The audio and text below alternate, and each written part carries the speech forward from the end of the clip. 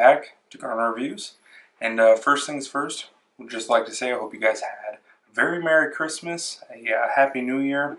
Looking forward to 2018. This is going to be hopefully a great year. Looking at doing some different things with the channel, maybe exploring some different things that I'm really passionate about. Secondly, I'd like to apologize for not getting this video out sooner. This is going to be the 1 month review of the LG V30. Just ran into a lot of things this last year, the end of it, and just kind of found myself not getting the time and just kind of pushing this to the side. So I do apologize if any of you guys were out there waiting, wondering. Hopefully I can answer some of your guys' questions that you might have. But anyways, let's get right on into it, and hope you guys enjoy. So V30, 1 month. Actually, it's over a month now. So it's been a spectacular device. Have a lot of great things to say about it, and I think it was definitely probably a little bit underrated this year, but I think LG did a lot right with this device, and I'm looking forward to this spring when they release the G series, and hopefully they kind of bring some of the features and some of their decisions from the V30, bring that over to the G series and kind of implement those kind of more across the board. They did a lot right with this device. It may not have done everything perfectly, but it got a lot right. And really close, really close. The display, performance, build quality is all there. Really don't have much that I could say about it that would really be a severe knock against it. Couple little things here and there, but overall, great device. So, like I said, well done device, really. And you can see I've got the Spigen armor on here. This case has been fantastic as well. The only thing that I will say, and this isn't a knock really against LG, it's just kind of, I think, a trend in the displays a little bit, is the curvature on these edges. As someone who always puts a screen protector on their phone, the curvature there makes that a little bit hard to work with. A lot of screen protectors won't cover that entirely, or they just don't do a good job of covering even most of it well. And so typically I'd like the phone to have more of just the straight panel across. It's a lot easier to keep protected, and so for me personally, kind of a bummer there with this curvature. I haven't had a screen protector on this, and you know, it always worries me if I drop it, I'm gonna just totally destroy the screen. So other things, I know a lot of people were disappointed with the blue shift in this screen. To me personally, so when I got it, I looked at it in the first couple days. I was like really trying to pay attention and really pick up on the blue shift. I really didn't get it that often. Obviously it's there, and in the right angles you can pick it up, no doubt, but overall I think it was probably really blown out of proportion, because honestly after the third, fourth day I never noticed it again. And I don't find myself, at least, ever really looking at this phone at an odd angle. I mean, typically if I'm using the phone, I'm looking at it, it's going to be pretty straight on with my face. And even this, where it's not perfectly squared up, a little bit down, I don't pick up any blue shift on it. So that's just me personally. But, you know, again, I do think it was kind of blown out of proportion. But if anything, I think LG can turn around and fix that with either the G series or the B series if they go to this, if they keep this OLED, I should say. Definitely something they could just make an improvement to, and really just try to challenge Samsung and their display quality, because honestly, they are the manufacturer to beat right now for displays, at least. So camera-wise, this thing rocked.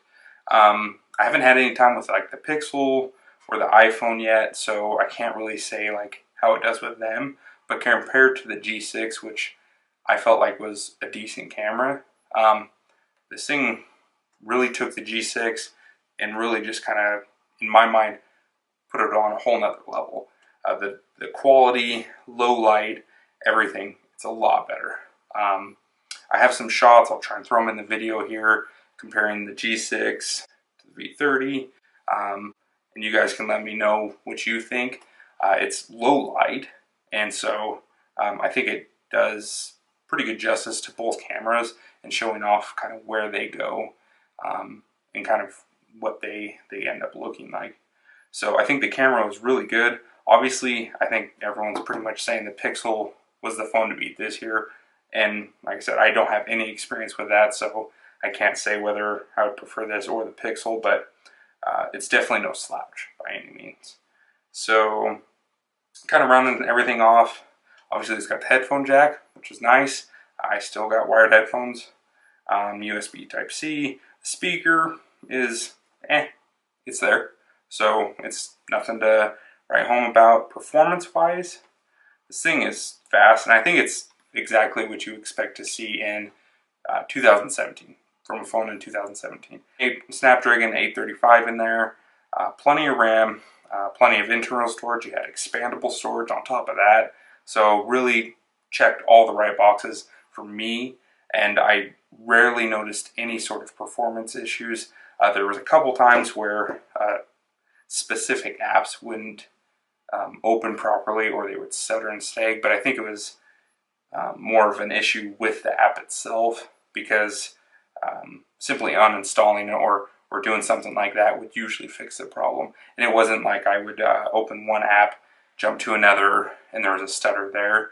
It was actually opening that specific app. So performance issues, no big deal. Like I said, nothing that I can think of that was really disappointing in that department. Obviously, it's got LG skin over Android. Some people hate it, some people don't mind. I'm one of those people that doesn't really mind. I think it's decent. I wouldn't say it's great. It's decent. It's got a few features built in that I kind of like, but ultimately it's something that I really don't feel like I would go through the trouble of trying to change that somehow, but you certainly could if you really didn't like it. So it's decent skin over there, performance, spectacular. I mean, overall, it's a great device, and really definitely probably one of the more underrated ones that kind of just flew under the radar. You had some devices that blew it, or I shouldn't say that. You had a few devices out there that performed in different areas better than this, but I don't think there is one that was just crushing in any way. I think this really held its own. I think, again, if LG takes a lot of the design, the features, the specs, moves it into the 2018 category and throws it into the G series, the G series should be a winner. I don't see how they couldn't. Maybe make the tweaks to the UI, the software, whatever you need to do to win some more people back if they really dislike that. Maybe move closer to stock Android. Honestly, that's what most people prefer. So tone some of that back. Keep some of the features you really feel are useful, but rock on from there. Keep improving on the camera. The display was great. The colors were really nice. Watching video, all that kind of stuff.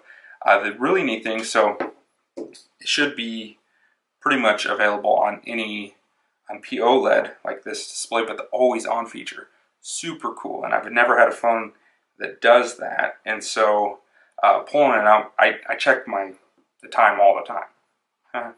So pulling it out and not having to unlock it or go through all that just to check the time, I can just look at it and it tells me the date, the time. You can have different features like the battery. There's even a way that you can swipe through and see different notifications and different settings and stuff like that. Really, really cool. And it really didn't have any noticeable effect on the battery that I could pick up. So, and that would be another thing that this phone really did spectacular on, is the battery life. For myself, it did great. I never had a day where I had really normal usage, where I was plugging in partway through the day. From the time I woke up to the time I went to bed, I could use it normally, no issues. Usually ended up with 30, 40, some days 50% battery life at the end of the day. And so, no, obviously I'm not the type of person who's like commuting a really long ways to work all the time with navigation on and all these different things. And so a lot of my usage is text, phone calls, some YouTube, some different things like that. It's not the most heavy use, obviously, in the world. But for myself, did great.